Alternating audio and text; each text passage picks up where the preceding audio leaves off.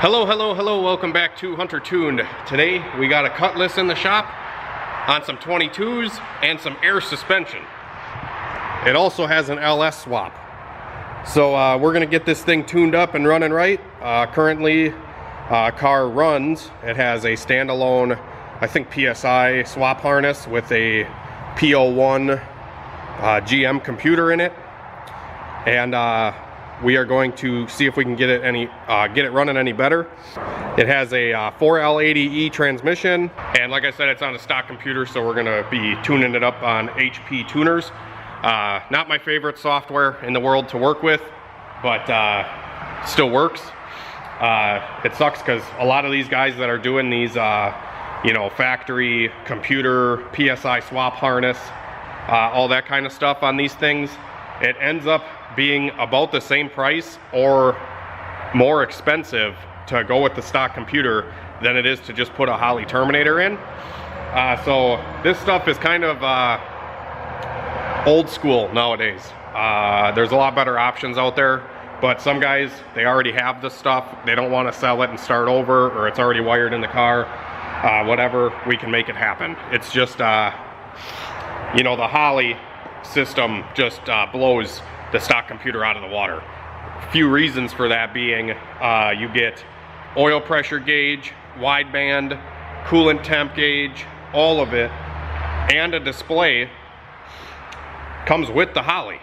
So with the stock computer stuff, you have to have HP tuners to tune it, which is a cost, or you have to pay somebody like me to tune it. And I charge, I think on something like this, I'd probably charge like $500 or $600 to tune it, and rates go up from there. This is a fairly simple setup.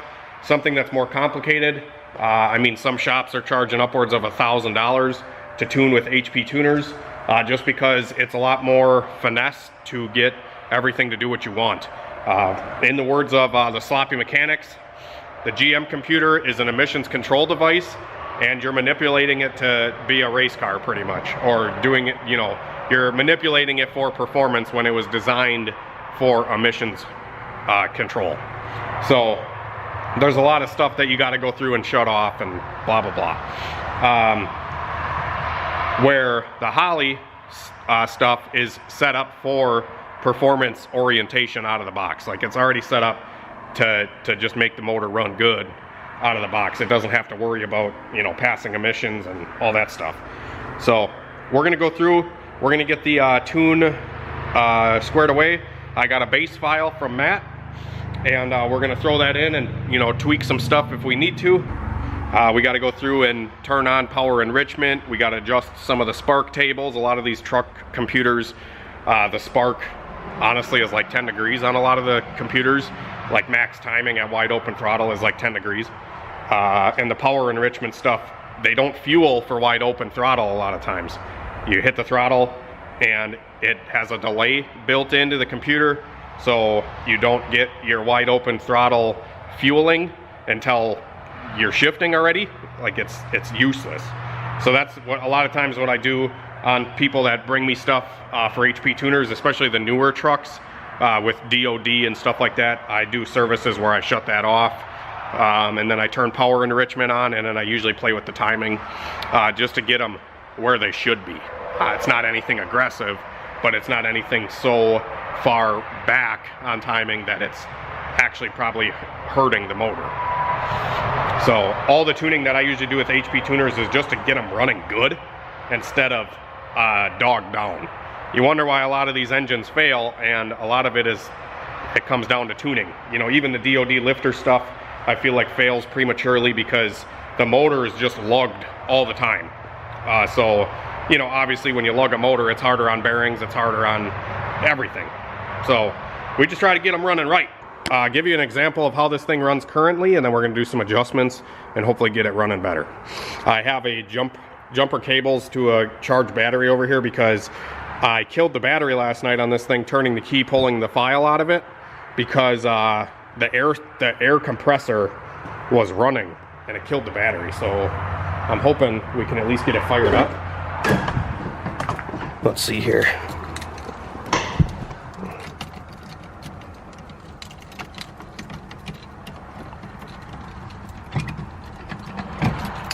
the wrong key? No. There we go. Yeah, that second battery is definitely helping.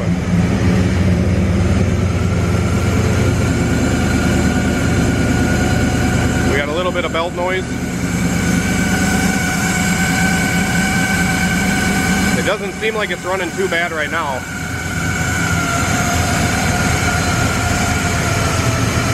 As you can see, it's coming back down to idle.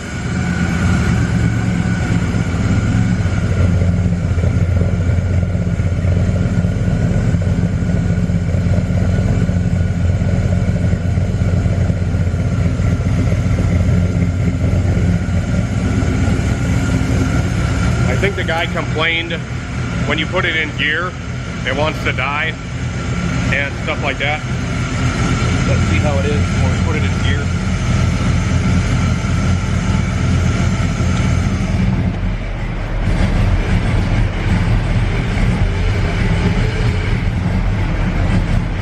Neutral. Drive.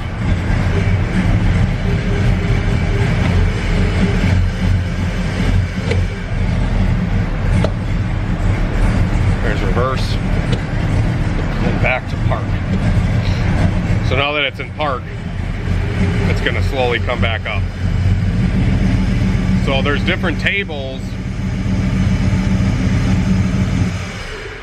I don't know what that noise is, but there's different tables in the stock computer for the amount of idle speed and idle airflow when you're in park versus when you're in reverse or drive. You can see that idle's okay. Idle's a little high when it's in park, and as soon as you put it in reverse or drive, the idle was really low. And he said that it would die when it come up to stoplights and stuff like that. So we're gonna try to sort that out. Another thing that I did notice on it is it's using a mass airflow sensor, but the placement of it might give us issues, Matt was telling me. Usually you want the MAF in a certain diameter pipe, about the same size as the mass airflow itself, and you usually want it a certain distance away from the throttle body. I feel like there can be like reversion and airflow issues with having it this close to the engine. There's a reason it's over here, or it'd be over here on a truck, but a certain distance away. So might have to do something with that. And the throttle stop screw, you can see the throttle stop here is completely backed out, and that might be another reason why it's idling really low. So I'm gonna give it a little bit of idle just on the throttle itself here. This is an aftermarket 92 millimeter throttle body. So I'm gonna just give it a little bit of idle speed manually here to get that bumped up where the throttle's not completely shut. Because pretty much right now it's just relying on the idle air control motor to make it idle. But we don't want to work the idle air control that hard, because it usually has more fluctuation, more dips, more, you know, up and down kind of idling when this has to do a lot of the work. So we want it to idle good without the idle air. And typically, like on a Holly car, I don't know if you can do this with HP tuners, I'm sure you can, but you want to try to shoot for as low of idle air control as possible with the throttle. So we want to set the throttle until the idle air control is almost all the way closed, and then have it set right there. So when it needs to do something, it still can, and it's not maxed out one way or another. I hope that makes sense. But let's get a file put in this thing, and I'm going to adjust that little stop screw here, and we'll see how good we can get it to run. I got to air this side up too. I think it's got a leaky bag over here, so I'm going to air it up quick. I've never had a car with hydraulics or air suspension like this ever, so this is kind of cool.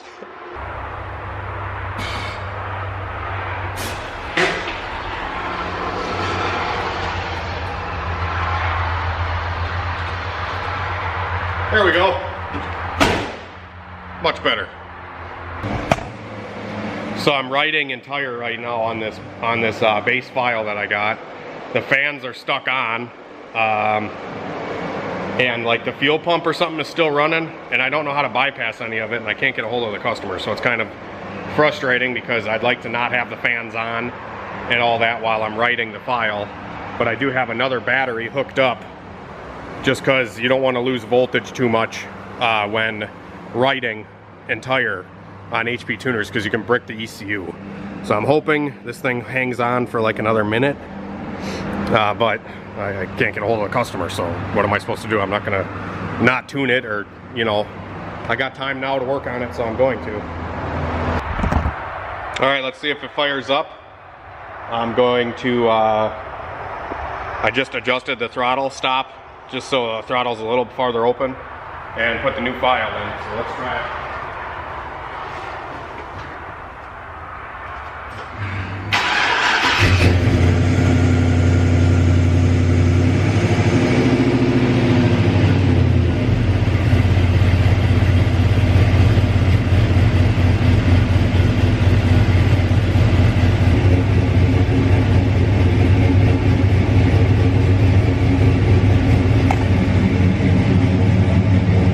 Running pretty good.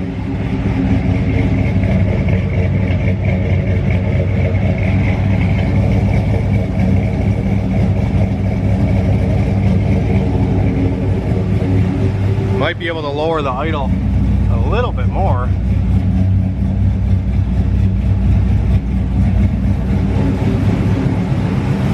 She's chopping away.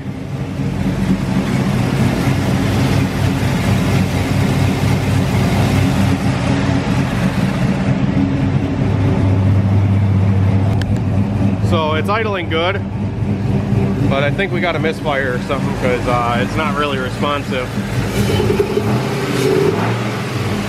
I don't know if you can see this.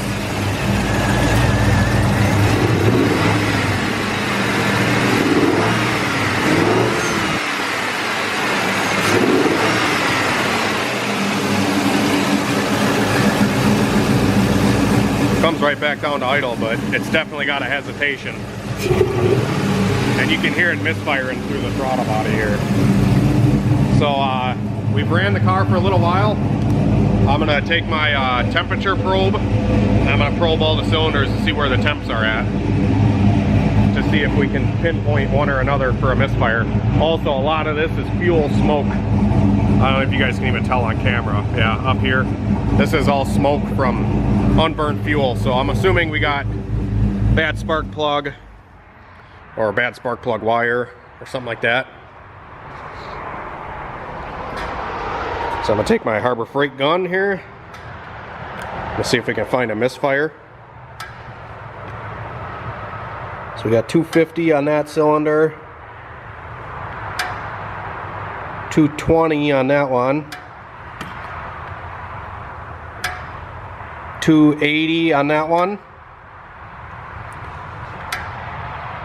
330 on the back one, or 300. So we got 300.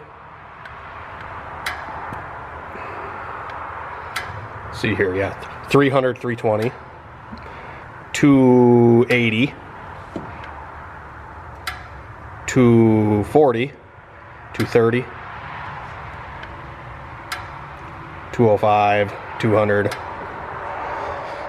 Sometimes it's tough with headers because naturally they're going to be hotter towards the back.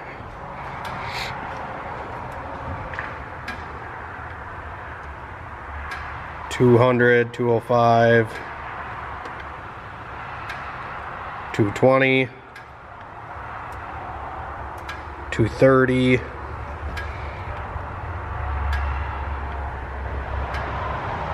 $270. Yeah, I just the cylinders might be firing slightly, but I'm gonna have to pull the spark plug wires off, and we'll inspect what the wires look like. You guys could see in that last clip, the wire was arcing through these little heat sleeves. So it's a really common thing on LS motors, guys. You gotta get a good plug wire solution going on. I've done a lot of stuff with from A21 Bravo, or Blazer builds. He has, we've done the GM43 wires, which are way longer, so you can wrap them around stuff and then go on through the bottom instead of running through the header like that. Or I think Excel sells spark plug wires with a ceramic plug end, and those you can lay right on the damn header and it's never gonna burn because it's ceramic. So something like that would probably be good for this thing, but we're gonna see what we can do with what we got. All right guys, so we're gonna take a look at the spark plug wires quick. You can see on the coating here, they're all burned up. So that's not gonna work. Try to just get these sleeves out of here somehow so we can actually look at the wire itself.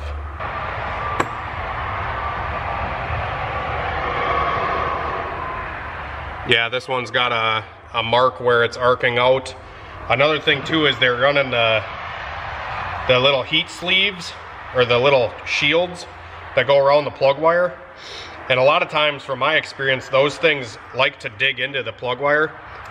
These things right here, they like to dig into the plug wire and cause the wire to have an arc and a misfire. So we're just gonna check all these out, see what ones are savable, if any.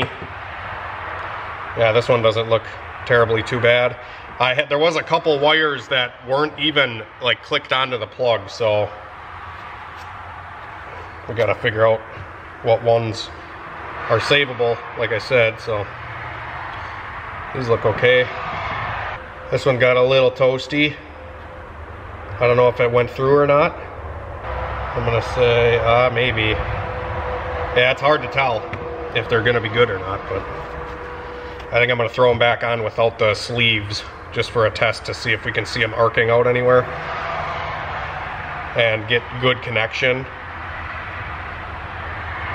This one's ripped. Sorry, you guys probably can't even see that. See, this one's ripped. So, just gonna go through here, reinstall these without the shield to see if we have any more arcing and stuff like that. So, I'll pick up with you guys when I get it running again. Well guys, we got the car running better with the spark plug wires the way I have them, but I wouldn't doubt if this thing has probably a cracked spark plug porcelain.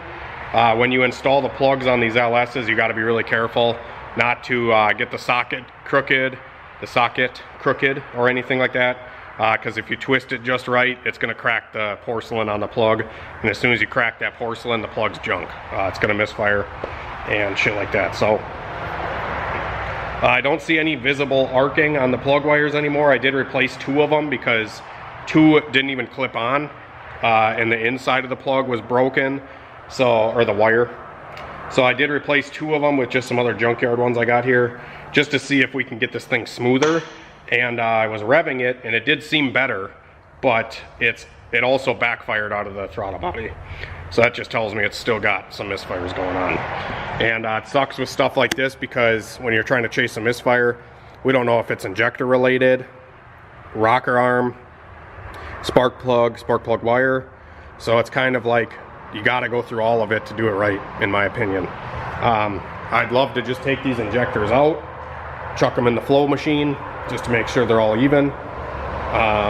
We got to test fuel pressure because I have no idea what kind of fuel pressure this thing's on, and if your pressure is too low, it's also going to cause some issues with air in the system. And it is a deadhead fuel system, which I do not recommend at all. So it just has the feed line coming in. It doesn't have a return off of the motor. So a lot of times you'll get aeration and stuff like that, especially if your pump setup isn't all that great and whatever. And this thing, the pump sounds really weird. Like it just sounds like it's rattling the fuel tank. Either it's out of fuel, which could be, I don't know. It doesn't even have a working gas gauge. So maybe it does have a working gas gauge, I don't know. So we have to test fuel pressure, get the spark plug wires figured out, and probably throw a set of spark plugs in it too, because you don't know what's going on here. And I can't get a hold of the customer, so I will actually, he just messaged me, so I will talk to him see what he wants to do. We'll probably have to order some parts. Unfortunately, I don't have this stuff just sitting here, so this might have to wait a few days, get parked off to the side till we can fix these misfires and all that stuff. Yeah. So that's the start of this little thing. Hopefully we can get it running good soon. Hopefully you guys enjoyed this little video. And hopefully you learned something, or I don't know, laughed. I don't know. Have a great night and a better tomorrow, guys. We'll see you later.